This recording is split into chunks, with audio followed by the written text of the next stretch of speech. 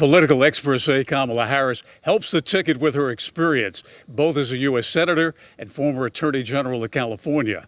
But she also has the ability to speak to the party's largest coalition, women.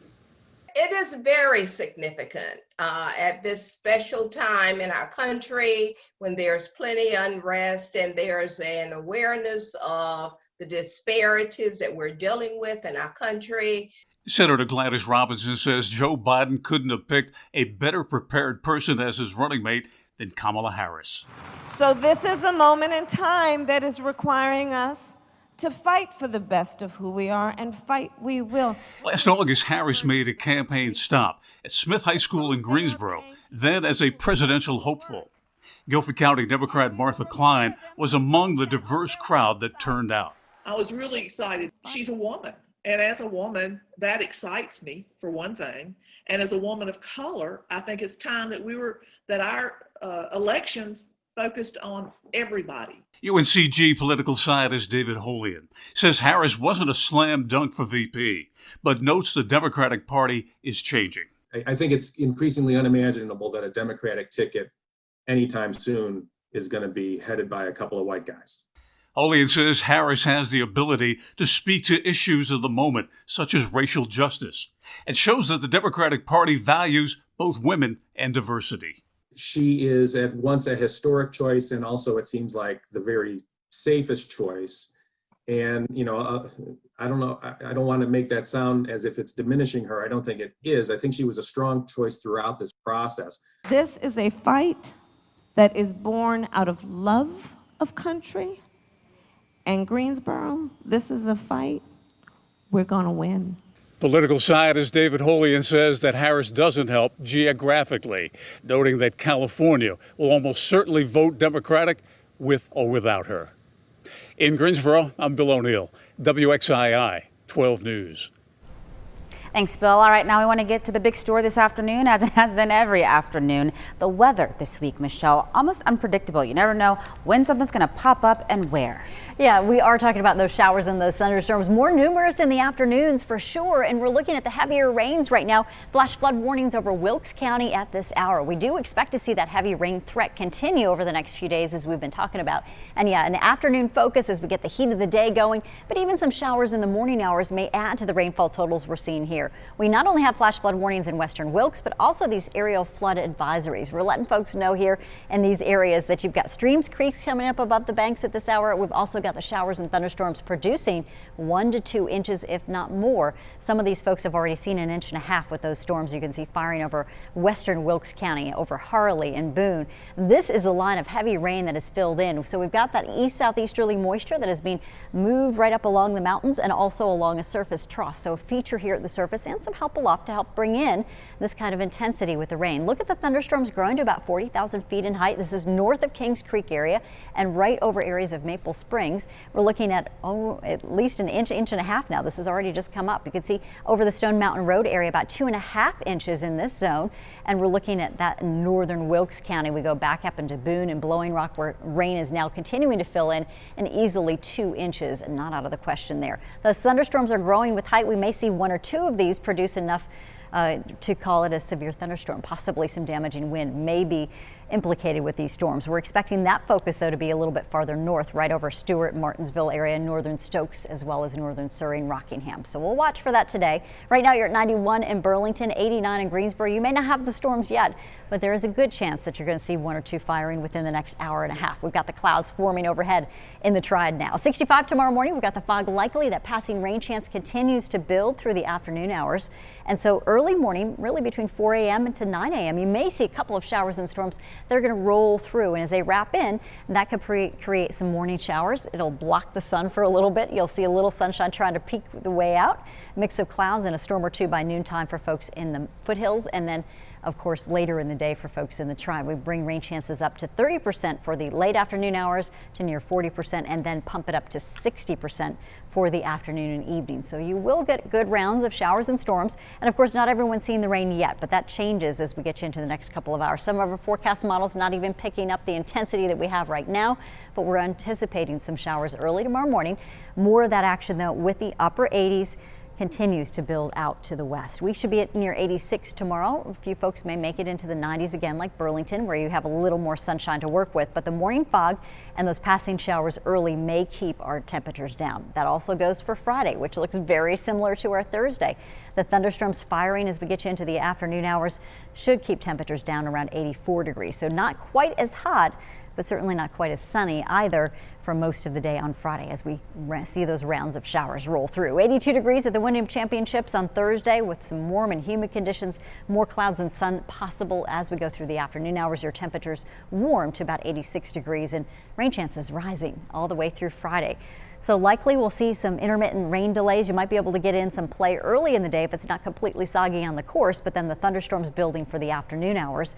Saturday as well, some morning showers, some morning midday afternoon thunderstorms may be possible. And then we take you to about a 50% chance of showers on your Sunday for, the last final round. Hopefully we'll see a little bit more sunshine by then. We're talking about, of course, the tropics. This is Tropical Storm Josephine shortly, but right now still 11. It is not yet a named storm.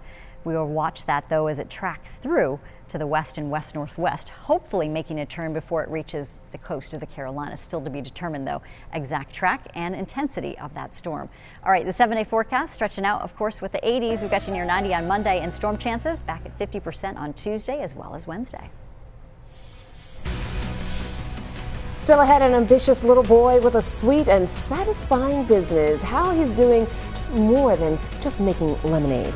And on the opposite end of the spectrum, a woman full of spirit and determination. At 103, she isn't letting anything stop her. We'll introduce you to Gussie coming up.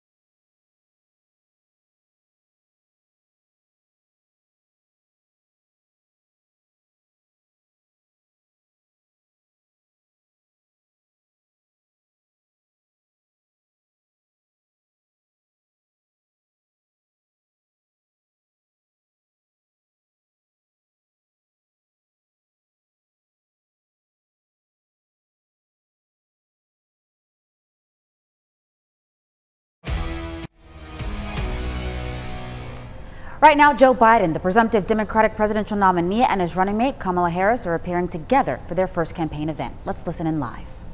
Keeping our social distancing and playing by the rules. Good afternoon, everyone. To me and to Kamala, this is an exciting day. It's a great day for our campaign, and it's a great day for America, in my view.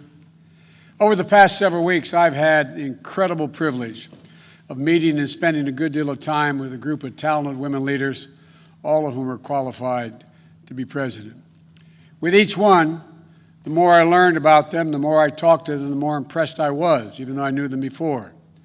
I want to thank each and every one of them for being part of this process, and I look forward to working with them as we rebuild this country to get elected, and once we are elected, God willing. I approach this with a seriousness of purpose and of mind, because this is a serious moment for our nation. We're at one of those inflection points. You've heard me say that before in our history. A life-changing election for this nation. And the choice we make this November is going to decide the future of America for a very, very long time. And I had a great choice, great opportunities. I had a great choice, but I have no doubt that I picked the right person to join me as the next Vice President of the United States of America, and that's Senator Kamala Harris. You know, and it seems Americans all across this nation, at least at the outset here, agree with me. Yesterday, we had our best grassroots fundraising day of the campaign, more than double our previous record. And in doing so, we set a single-day record for online political fundraising. And I think I know why. So I hope that you'll join us as well, those of you who listen today. Go to joebiden.com today. $5, $10, whatever. Kamala, as you all know, is smart. She's tough. She's experienced. She's a proven fighter for the backbone of this country, the middle class, and for all those who are struggling to get into the middle class. Kamala knows how to govern. She knows how to make the hard calls. She's ready to do this job on day one. And we're both ready to get to work rebuilding this nation and building it better. As Attorney General of the largest state in the country, Kamala took on the big banks over mortgage fraud and won, took on big oil when it wanted to pollute without consequences. She was a pioneer in marriage equality and tackled the gun lobby. You know, we've all watched her in the United States Senate go toe-to-toe with Trump officials, trying to hide the truth, asking the tough questions needed to be asked, and not stopping until she got an answer. And when none was forthcoming, it was obvious what the answer was. As a member of the Intelligence Committee and the Judiciary Committee, she's been the center in the middle of the most critical national security challenges our country faces. Well aware of all the threats to this nation and ready to respond to them. And as a child of immigrants, she knows personally how immigrant families enrich our country, as well as the challenges of what it means to grow up Black and Indian American in the United States of America. Her story is America's story, different from mine in many particulars, but also not so different in the essentials. She's worked hard. She's never backed down from a challenge. And she has earned each and every of the accolades and achievements that she has gained, many of them often in the face of obstacles that others put in her way, but never quit. And this morning, all across the nation, little girls woke up, especially little Black and brown girls, who so often feel overlooked and undervalued in their communities. But today, just maybe, they're seeing themselves for the first time in a new way as the stuff of president and vice presidents. In her campaign in the primary, Kamala often talked about what she referred to as the 3 a.m. agenda, about moms and dads awake late at night in their kitchens, worried, scared, uncertain about how they were going to take care of their families, about how they were going to pay the bills, about how they were going to make it, simply make it. Growing up in Scranton and Claymont, Delaware, I saw that struggle with my family as well. Kamala saw it with hers as well. And millions of Americans are living that struggle as we speak, especially in this moment of crisis, especially with so many jobs lost. Kamala and I both know that all folks are looking for, as my dad would say, is an even shot.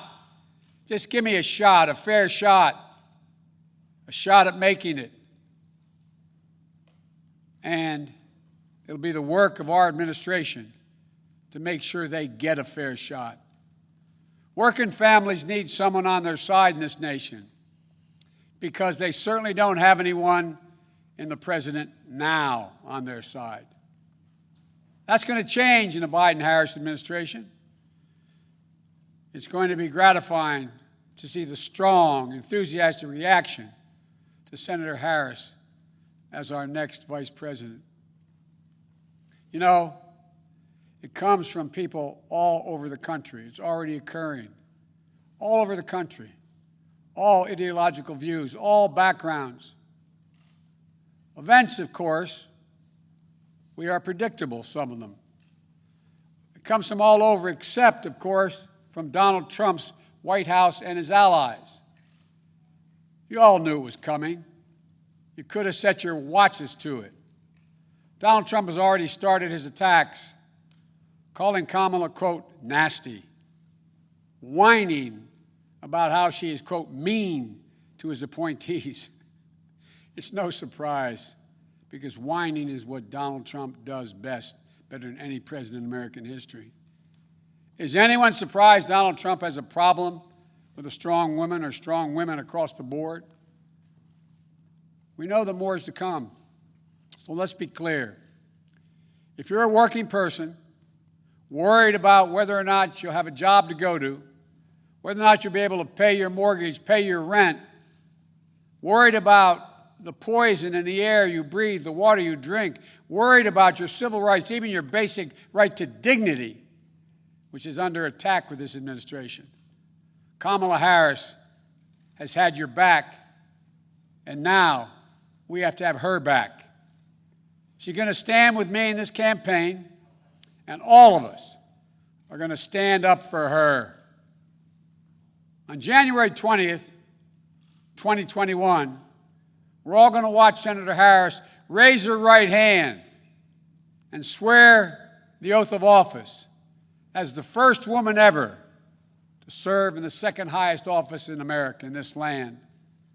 And then we're going to get to work fixing the mess that President Trump and Vice President Pence have created, both at home and abroad, through 4 years of mismanagement and coddling of terrorists and thugs around the world.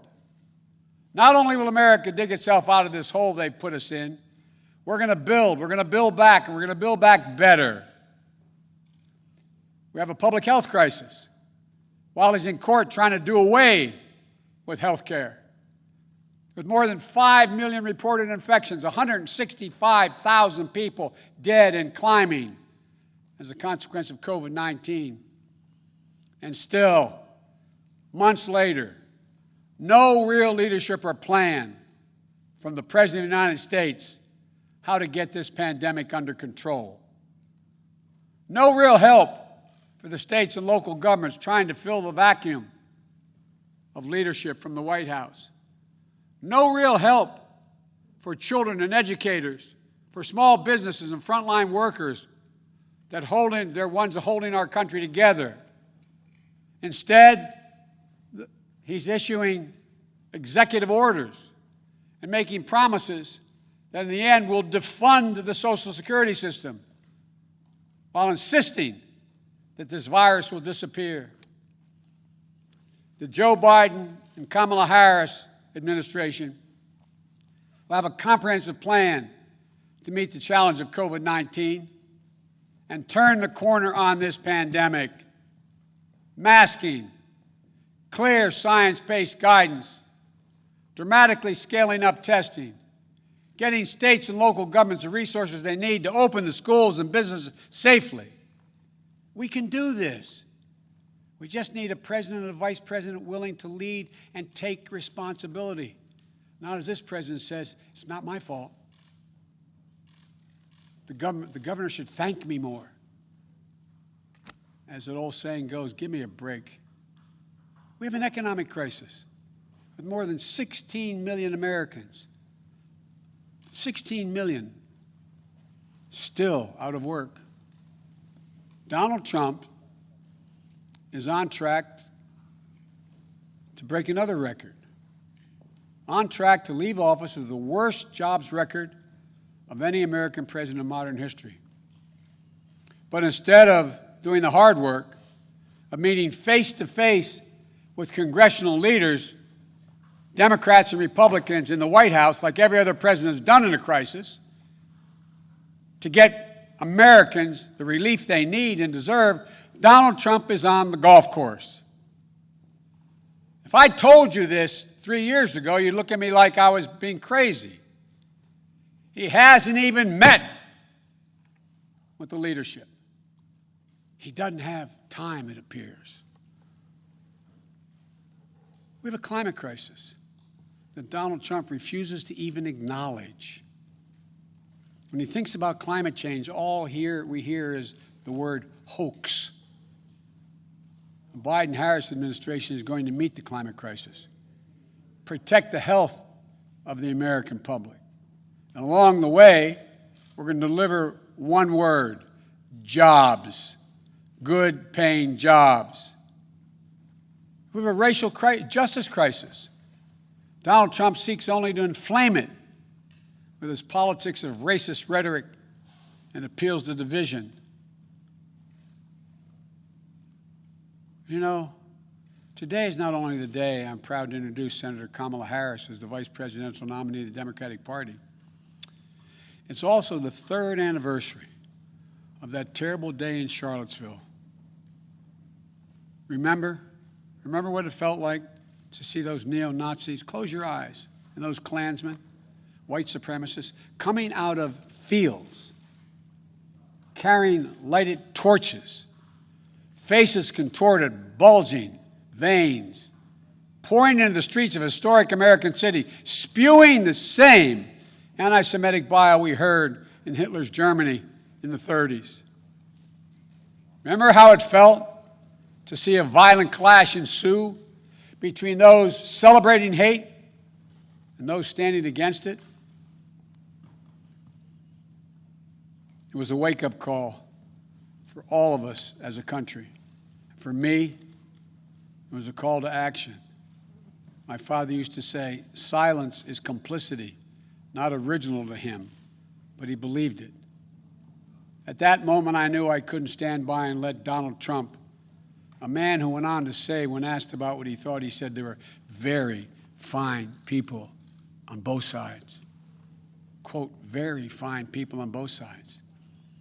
No president of the United States of America has ever said anything like that.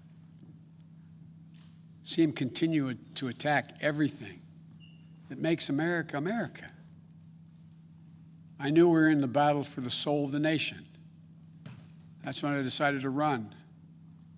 And I'm proud now to have Senator Harris at my side in that battle because she shares with the same intensity I do. For she's someone who knows what's at stake. The question is, for all Americans to answer, who are we as a nation? What do we stand for? And most importantly, what do we want to be? You know, someone who knows that the future of this country is limited only by the barriers we place on our own imaginations, because there's nothing Americans cannot achieve when we put our minds to it and we do it together. One of the reasons I chose Kamala is because we both believe that we can define America simply in one word: possibilities. Possibilities. Let me say it again. Possibilities. That's America. That's what sets this nation apart, is that everyone, the ability for everyone, and we mean everyone, to go as far and dream as big as hard work and their God-given ability will take them. When I agreed to serve as President Obama's running mate, he asked me a number of questions, as I've asked Kamala. But the most important was, he said to me, he asked me what I wanted, most importantly. I told him I wanted to be the last person in the room before he made the important decisions. That's what I asked Kamala. I asked Kamala to be the last voice in the room, to always tell me the truth, which she will. Challenge my assumptions if she disagrees. Ask the hard questions. Because that's the way we make the best decisions for the American people. I got a chance to spend some time at my home today with Kamala and Doug. And I want to thank them, I thank them publicly for agreeing to join and take this journey with Jill and me. Doug, you're going to have to learn what it means to be a barrier breaker yourself in this job you're about to take on. America's first, second gentleman. And although they're not with us here today, I want to thank Ellen Cole as well. I had a chance to speak to Doug's mom and dad and to Ellen Cole. And we're going to get our kids together to let them know what's coming. My grandchildren are about the age of their children. I got to speak to them. My campaign has always been a family affair, every campaign I've run. So I've got some news for you. You're all honorary Bidens. And here's the best part. Kamala, you've been an honorary Biden for quite some time. You know, I came first to know who Kamala was through our son, Beau Biden. They were friends. They served as attorneys general at the same time. They took on the same big fights together. Kamala in California, Beau here in Delaware. Big fights that helped change the entire country. I know how much Beau respected Kamala and her work, and that mattered a lot to me, to be honest with you, as I made this decision. So now, we need to get to work, pulling this nation out of these crises we find ourselves in, getting our economy back on track, uniting this nation, and yes, winning the battle for the soul of America. My fellow Americans, now let me introduce to you, for the first time, your next Vice President of the United States, Kamala Harris. Kamala, the floor is yours.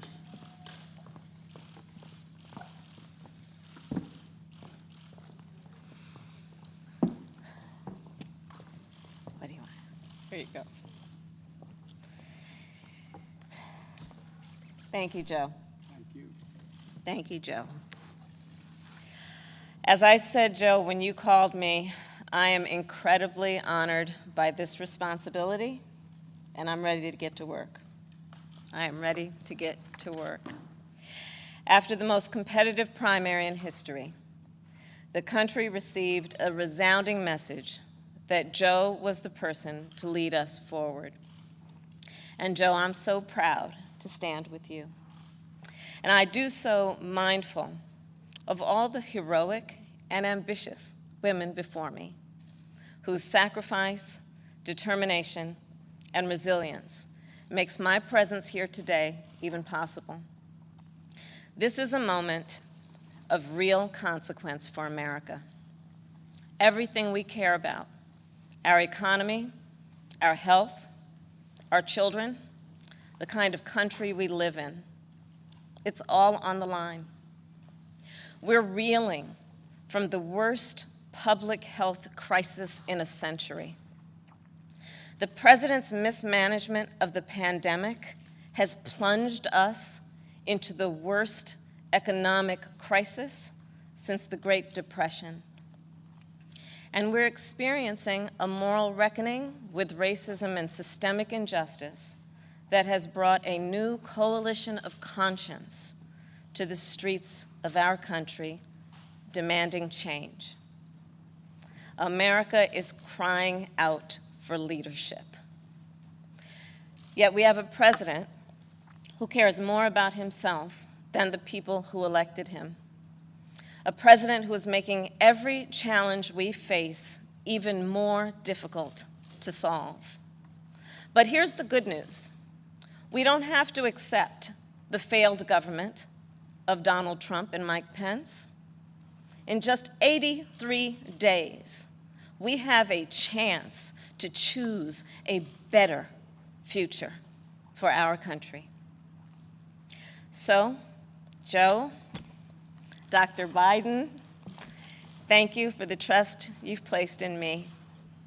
Jill, I know you will be an incredible First Lady. And my husband, Doug, and I are so grateful to become a part of your extended family. And ever since I received Joe's call, I've been thinking, yes, about the first Biden, that I really came to know, and that, of course, is Joe's beloved son, one of his beloved sons, Bo. In the midst of the Great Recession, Bo and I spoke on the phone practically every day, sometimes multiple times a day, working together to win back billions of dollars for homeowners from the big banks of the nation that were foreclosing on people's homes. And let me just tell you about Bo Biden. I learned quickly that Bo was the kind of guy who inspired people to be a better version of themselves. He really was the best of us. And when I would ask him, where'd you get that? Where did this come from? He'd always talk about his dad. And I will tell you, the love that they shared was incredible to watch. It was the most beautiful display of the love between a father and a son. And Bo talked about how Joe would spend 4 hours every day riding the rails back and forth from Wilmington to Washington so he could make breakfast for his kids in the morning and make it home in time to tuck them in bed each night. All of this so 2 little boys who had just lost their mom and their sister in a tragic accident would know that the world was still turning. And that's how I came to know Joe. He's someone whose first response when things get tough is never to think about himself, but to care for everyone else. He's someone who never asks, why is this happening to me? And instead asks, what can I do to make life better for you? His empathy, his compassion, his sense of duty to care for others is why I am so proud to be on this ticket. And Joe and I, yes, we are cut from the same cloth. Family is everything to me, too. And I cannot wait for America to get to know my husband, Doug, and our amazing kids, Cole and Ella. Because whether I'm cheering in the bleachers at a swim meet, or setting up a college room dorm, or helping my goddaughter prepare for her school debate, or building Legos with my godson, or hugging my 2 baby nieces, or cooking dinner, Sunday dinner, my family means everything to me. And I've had a lot of titles over my career, and certainly vice president will be great, but Mamala will always be the one that means the most. And you know, my mother and father, they came from opposite sides of the world to arrive in America. One from India and the other from Jamaica, in search of a world-class education. But what brought them together was the civil rights movement of the 1960s. And that's how they met as students in the streets of Oakland, marching and shouting for this thing called justice, in a struggle that continues today. And I was part of it. My parents would bring me to protests strapped tightly in my stroller. And my mother, Shamala, raised my sister Maya and me to believe that it was up to us and every generation of Americans to keep on marching. She'd tell us, don't sit around and complain about things, do something. So I did something. I devoted my life to making real the words carved in the United States Supreme Court, equal justice under law. And 30 years ago, I stood before a judge for the first time, breathed deep, and uttered the phrase that would truly guide my career and the rest of my career. Kamala Harris for the people. The people, that's who I represented as district attorney, fighting on behalf of victims who needed help. The people, that's who I fought for as California's Attorney General, when I took on transnational criminal organizations who traffic in guns and drugs and human beings. And it's the people who I have fought for as a United States Senator, where I've worked every day to hold Trump officials accountable to the American people. And the people are who Joe and I will fight for every day in the White House. And let me tell you, as somebody who has presented my fair share of arguments in court, the case against Donald Trump and Mike Pence is open and shut. Just look where they've gotten us. More than 16 million out of work. Millions of kids who cannot go back to school. A crisis of poverty, of homelessness, afflicting Black, brown, and indigenous people the most. A crisis of hunger, afflicting 1 in 5 mothers who have children that are hungry. And tragically, more than 165,000 lives that have been cut short. Many with loved ones who never got the chance to say goodbye. It didn't have to be this way. 6 years ago, in fact, we had a different health crisis. It was called Ebola. And we all remember that pandemic. But you know what happened then? Barack Obama and Joe Biden did their job. Only 2 people in the United States died. 2. That is what's called leadership. But compare that to the moment we find ourselves in now. When other countries are following the science, Trump pushed miracle cures he saw on Fox News. While other countries were flattening the curve, he said the virus would just, poof, go away. Quote, like a miracle. So when other countries opened back up for business, what did we do? We had to shut down again. This virus has impacted almost every country. But there's a reason it has hit America worse than any other advanced nation. It's because of Trump's failure to take it seriously from the start.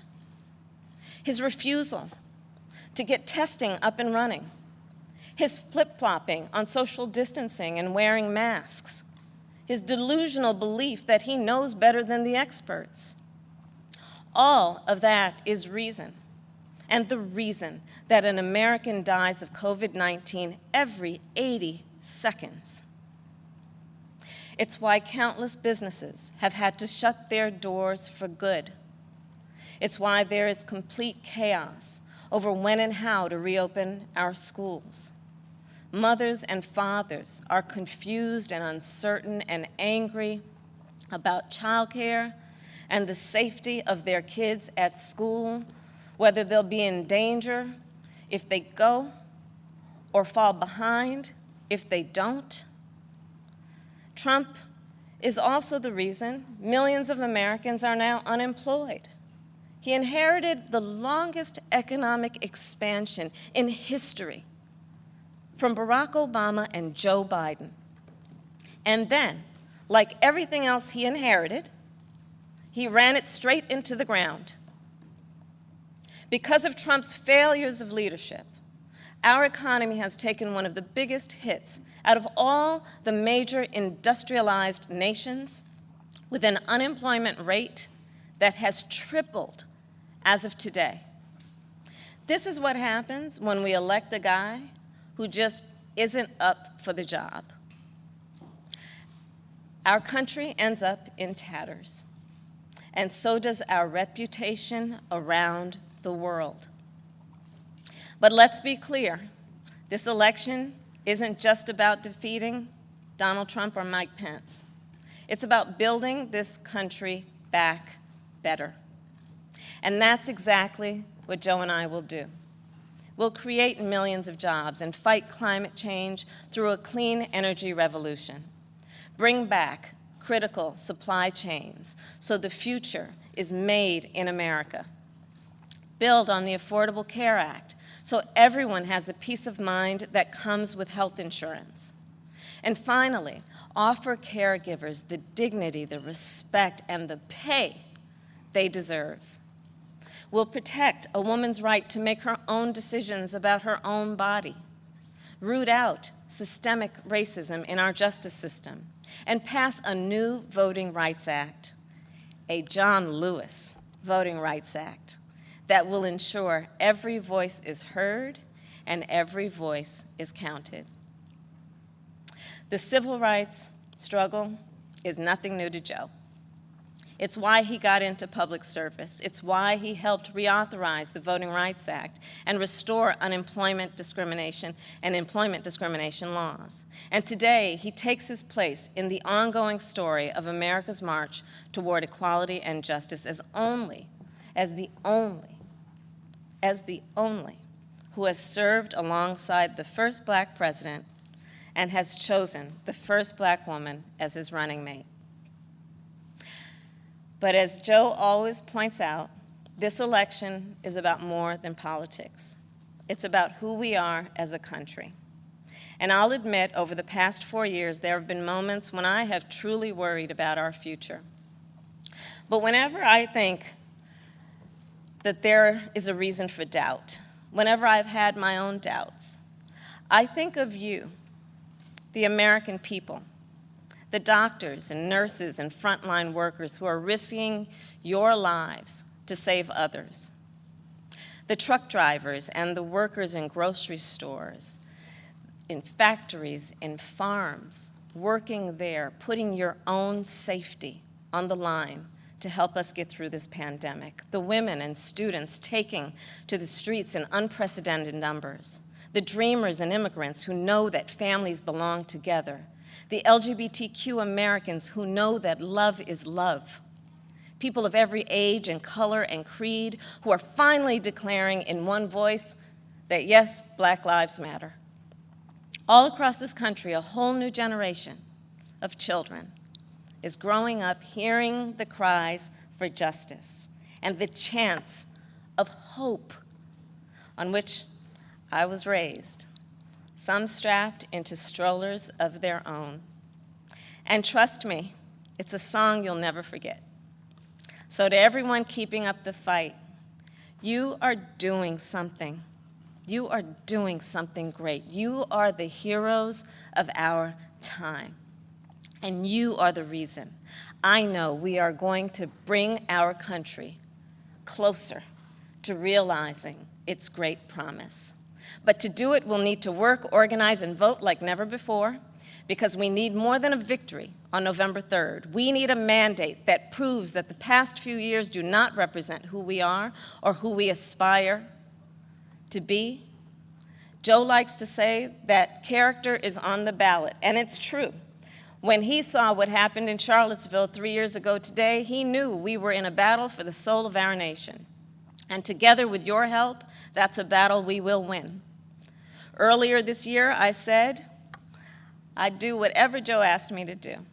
And so now I'm asking you to do the same. So visit joebiden.com to get involved in this campaign and vote, because electing Joe Biden is just the start of the work ahead of us. And I couldn't be prouder to be by his side, running to represent you, the people. Thank you, and may God bless the United States of America. Thank you.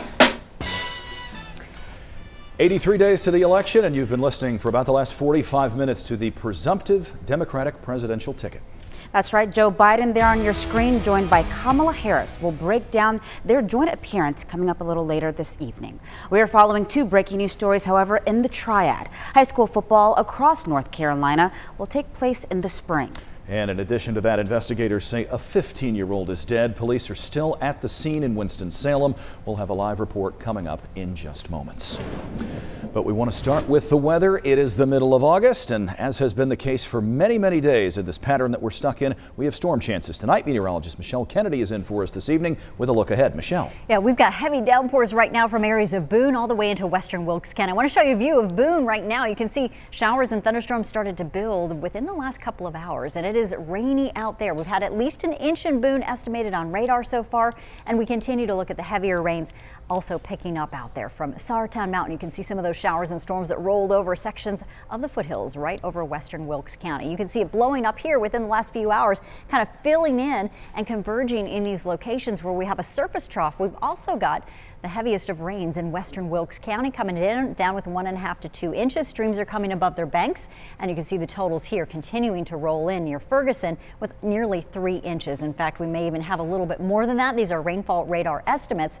Of course, what you have on the ground can be a little bit more. 2.7 inches up in Trap Hill and Stone Mountain area. You can see showers and thunderstorms also producing a concern for those streams and creeks coming above their banks. So those are the flood advisories, wanting you to watch out in your neighborhoods. Make sure you don't drive into those locally heavy downpours where you've got maybe some ponding on the roadways. Never safe to drive through any of these conditions, and you want to stay out of these thunderstorms anyhow. It is a mess out there right now in these zones. 7:45 for that advisory there to the north. Our warning for the flooding until 8:30. That includes Watauga and Wilkes counties, and again, most of Watauga County from Boone through Blowing Rock included in that. Our precipitation rates have been much higher than this, actually closer to 1.5 to 2 inches per hour. We've got storms blowing up over Statesville right now, so if you're traveling down toward the Charlotte area, you may want to give it some time. 77 is going to be very messy and potentially some stormy conditions on there causing accidents. You can see showers and storms trying to fire up over the northern foothills, or northern Forsyth County area rather, pushing into the foothills. And we've got 612, some of these thunderstorms moving rather slowly to the northeast at about 11 miles an hour. They're just not doing a whole lot with movement, and that's why we're going to get some of these good heavy soaking rains in place. Storms have been really building right overhead in Rockingham County, north of Reedsville, near Lawsonville area too. Joan talked to her earlier, reporting 1/10 of an inch. She said it was just still coming down, so we can expect to see these totals in the neighborhood of 1 to 2 inches if you're in the central sections of these thunderstorms.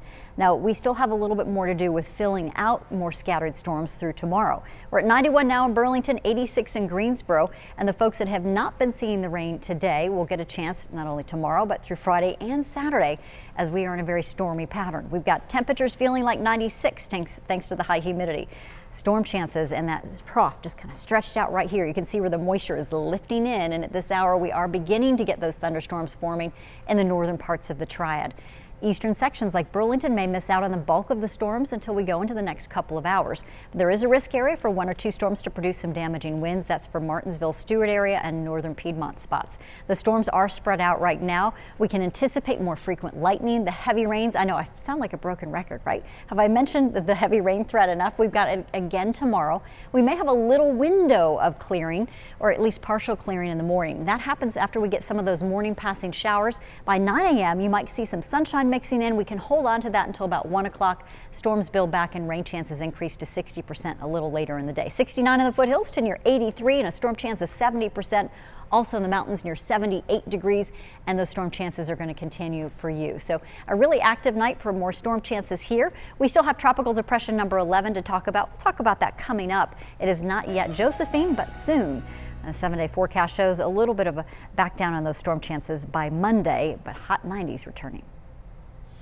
I want to get back to that breaking news in Winston-Salem. Heartbreak tonight for a family in the Twin City. Someone shot and killed a teenager this afternoon. Our Brendan Bates has been live at that scene for us.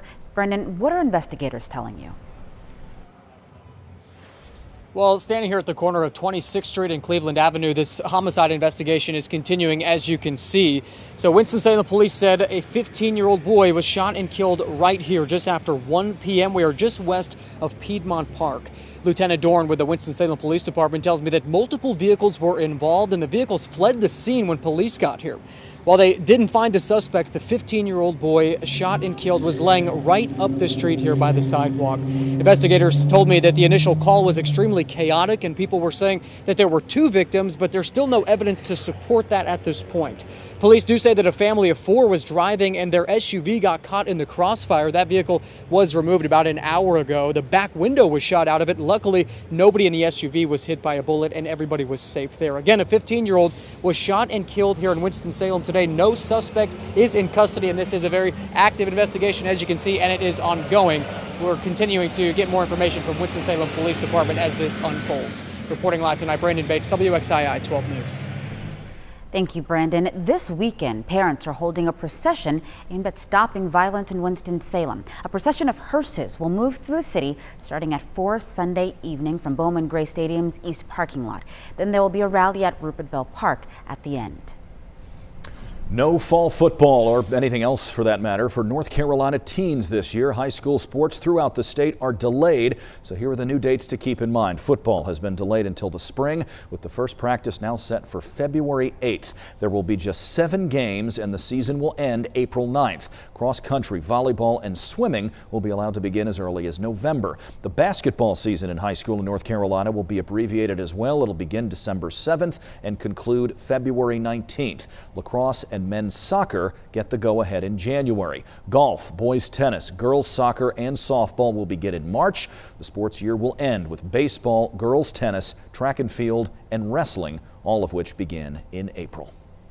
Some breaking news now. Stokes County Schools just announced it will move to Plan C for the first 9 weeks of school. The district says it does not have enough PPE or cleaning supplies to have in-person orientation or open houses next week. That means students and parents will have to go through screenings and wear masks to get to orientations. Plan B will start in October. Right now, the president's expected to hold a news conference at any minute. We will bring it to you here from the White House as soon as it begins. You're watching WXII 12 News at 5. We'll be right back.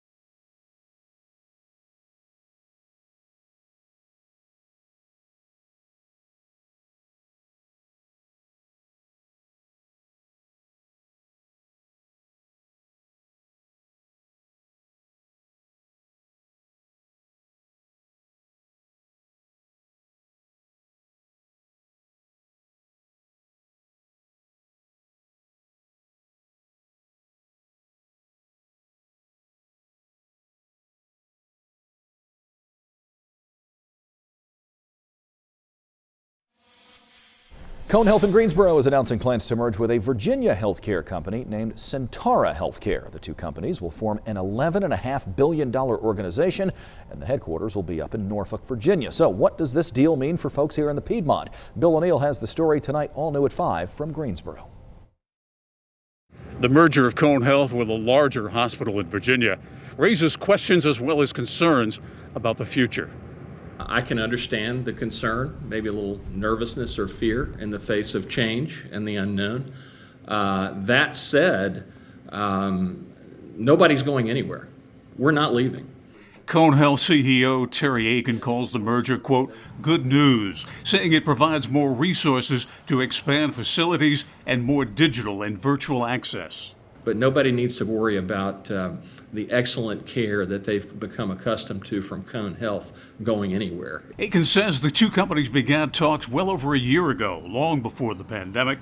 He also says the merger wasn't needed, but that Cone was looking for a like-minded partner. Why were you looking for a partner? Well, this is a challenging time in healthcare. It's tumultuous. The resource pie is shrinking. Aiken says the fallout between Cone Health and North Carolina Treasurer Dale Folwell over the state health plan played no role in the decision. What the Treasurer and I share is an objective to drive toward better affordability. What we, of course, differ on is the means to get there. Treasurer Folwell says hospital mergers traditionally mean less access and higher costs for patients. Anytime that there's a consolidation of healthcare into the hands of fewer and fewer people, the consumer loses. Health experts say that when you have mergers, you tend to have higher pricing. What do you respond to that? Well, we did not go about this merger with the idea that bigger is better, or the idea that we're going to get better pricing by being bigger. That's not a part of our objective. Aiken says the merger is about affordability and lowering cost. He also says Cone Health is financially strong. That activity is back to 90 to 95% of what it was before the pandemic. We asked him what the merger means to the more than 13,000 Cone Health employees. In this day and age, both Centera and Cone Health have a commitment to no layoffs. So if we find efficiencies, those will be handled through attrition or reassignment. And keep in mind, this is about growth. Terry Aiken says the name Moses Cone Hospital will remain, but says the name of Cone Health, its future remains uncertain. In Greensboro, Bill O'Neill, WXII 12 News. And we're taking a look at some of the strongest showers and thunderstorms that will continue to fire up. We've got some flash flood warnings as well, and we'll have more details on that for western Wilkes County next.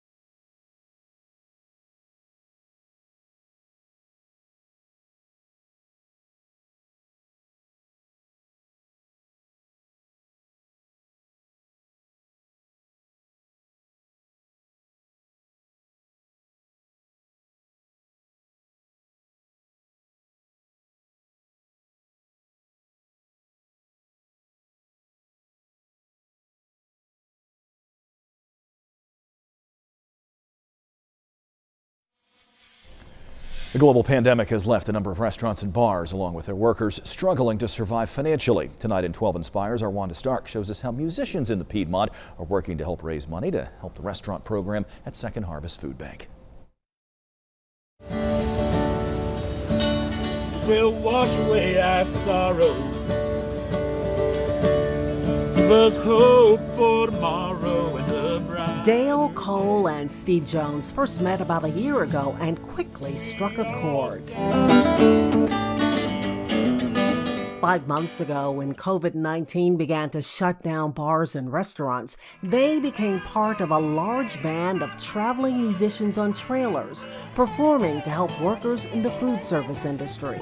Everybody I approached with this concept was just, yes, yeah, count me in. They were just so happy to help out. It's just amazing. They called it the Virtual Village, and it grew from there.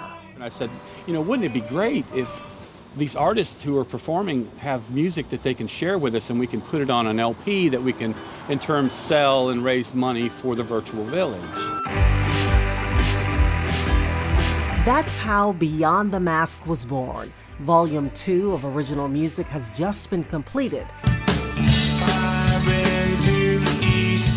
Proceeds will go to Providence, the restaurant training and catering program of Second Harvest Food Bank. When Dale Cole called me and then he told me some of the people that were involved, I cried.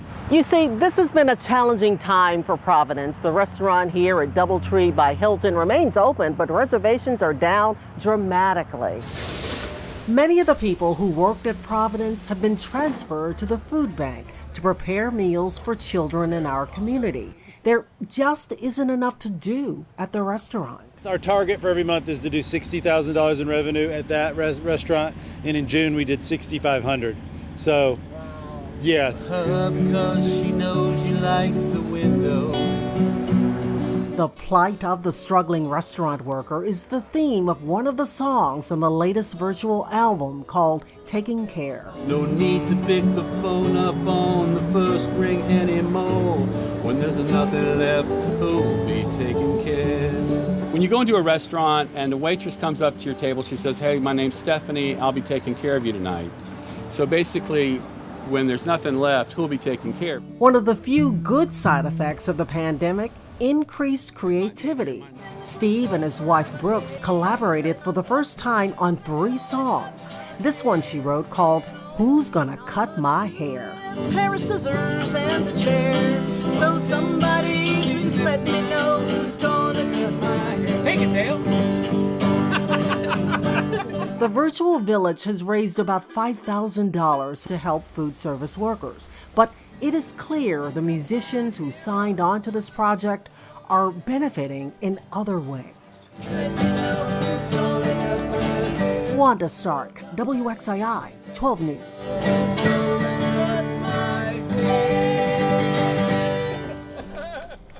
Another great one from Wanda. Many thanks. And if you'd like to help by purchasing an album or some merchandise, just visit WXII12.com and find the link to the Virtual Village. Well, speaking of charity and Second Harvest, so far today you have helped us to raise $37,000. We're doing another one of those virtual telethons, partnering once again with our friends at Second Harvest Food Bank. You can find all the information you need on how to donate and where the money goes on our website, WXII12.com/Second Harvest. I want to check back in with meteorologist Michelle Kennedy, keeping our eye on some alerts that we're getting into the newsroom about weather popping up in the Triad. So what's the latest, Michelle? Well, Brianna, we continue to look at the showers and thunderstorms creating flash flood concerns in western Wilkes County, also Watauga County. As you can see, the focus of those storms has been blowing up right along the foothills and the Blue Ridge Parkway. You can see Watauga, Wilkes County until 8:30. We have that severe concern. The flash flooding is taking place with 2 to 3 inches in some spots near Ferguson, for instance. And as we go into Stone Mountain State Park, we've also seen about 2-inch totals now. So looking at staying off those roads, a reminder to also watch in these spots too along Route 21 where we have flood advisories. These are aerial flood advisories for streams and creeks that could come up above their banks. And that's what we've seen so far with any of these thunderstorms. Also near Statesville and tremendous downpours, similar system system that formed with that flow of the moisture converging in these areas here just within the last few hours. The showers and thunderstorms also helped by a little wave of energy aloft that's sitting up over in Kentucky. Thunderstorms firing right now in Wilkesboro. The more intense storms, though, over Love Valley and farther south along 77. Traveling there will also be a concern. Storms have already dropped from the 40,000 foot mark now down to about 10,000 feet, so that's a good sign on the western edge here, but you still have rain continuing, and we have totals that have continued to jump up between Kings Creek and Maple Springs and that western spot of Wilkes County. You've seen almost 2.5 inches there, and Stone Mountain State Park already approaching the 3-inch mark. So edges of these thunderstorms right now starting to weaken, but we will see a few more storms firing in the triad. Look at this, just forming right overhead. They're not moving very quickly. Some of these have been moving at a mile an hour or to the north at about 5 to 10, and that's not a very fast speed, and that's what's going to help to bring in the heavy rain. So soaking downpours and very steamy conditions. We're grateful when we do see the showers, just not too much, right? 91 degrees in Burlington, has been feeling a lot hotter today, more like the upper 90s to near 100 at times. By early tomorrow morning, we've got you down to 65, a rain chance of 30% with passing rain likely. So tomorrow, there is a little bit of a change, not just afternoon storm variety. And this is going to build some showers for us early in the morning. We might get a little bit of a break up until about noon. From 9 to noon in the mountains, you could see a little patch of sunshine, maybe trying to mix out from the clouds. But otherwise, you'll have downpours, thunderstorms starting again around 1 o'clock and after the noon hour. 69 in the foothills in Mount Airy, East Bend, mix of clouds, some sunshine out there through noontime, and then a storm or two may start to form overhead. We've got 83 degrees, so cooler temperatures for you in response to the activity we're expecting for the afternoon. 72 in the mountains, or in the triad rather, for early tomorrow morning.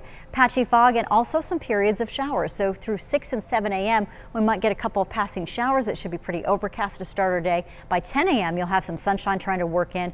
And although a few storms are possible by noon, it's more likely that we get things going as we head into 5 and 6 o'clock. Your rain chances come up to 40% by 3 o'clock tomorrow and 70% as we go overnight into your Friday as well. So Wednesday night, we've got showers and thunderstorms out there. Here you go with more storms expected between 7 and 8 o'clock tonight, kind of filling in now to the east. We get a few of those showers lingering through early morning and a few more that might work its way in work their way in, as we head through middle of the morning, and then a little sunshine mixed in to mix up things for us with those upper 80s to near 86 degrees tomorrow. You're seeing the showers and thunderstorms out there on one of our other forecast models also move through late afternoon on your Thursday.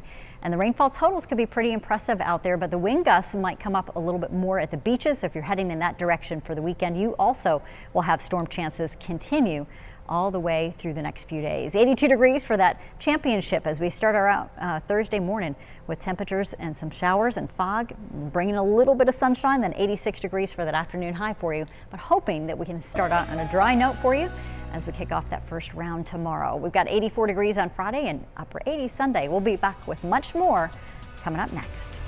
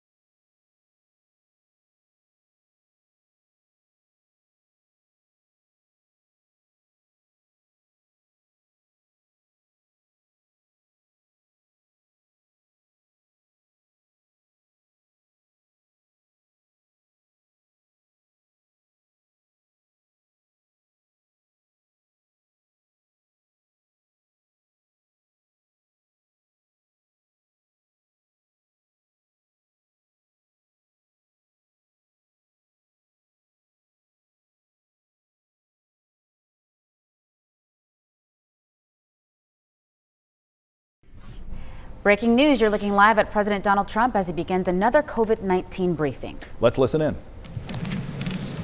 And good evening. As we continue to confront the China virus, we're rebuilding America's economy like nobody thought possible, actually. We're doing incredibly well. Stock market's up almost 300 points again today.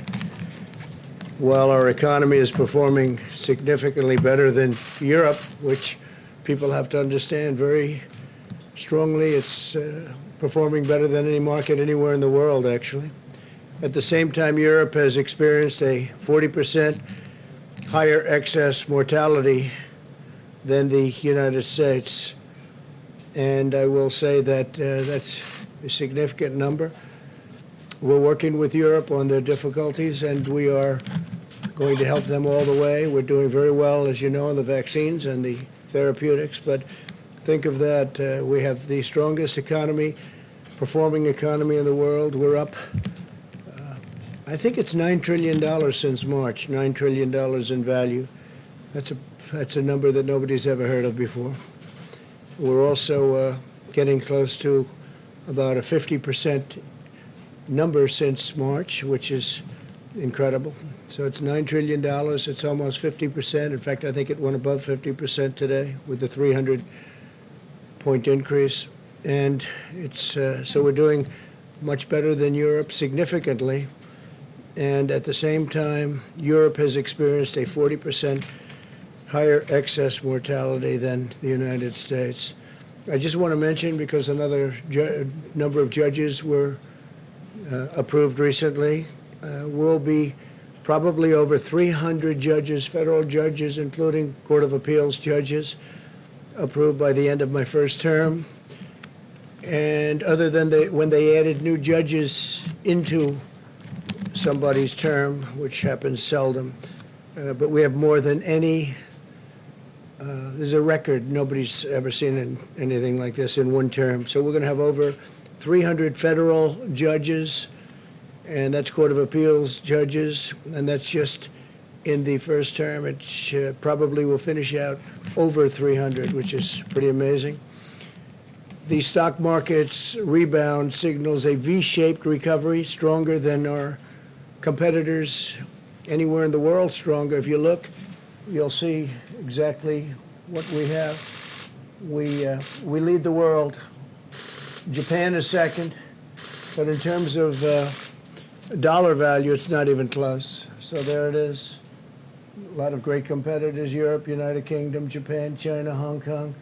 The United States is leading the world very substantially. The second slide, you'll see the virus-induced economic contraction in the United States has been far less severe than it was with our peers and peer nations. And you see that right there. There's the United States. And that's despite the fact that we've done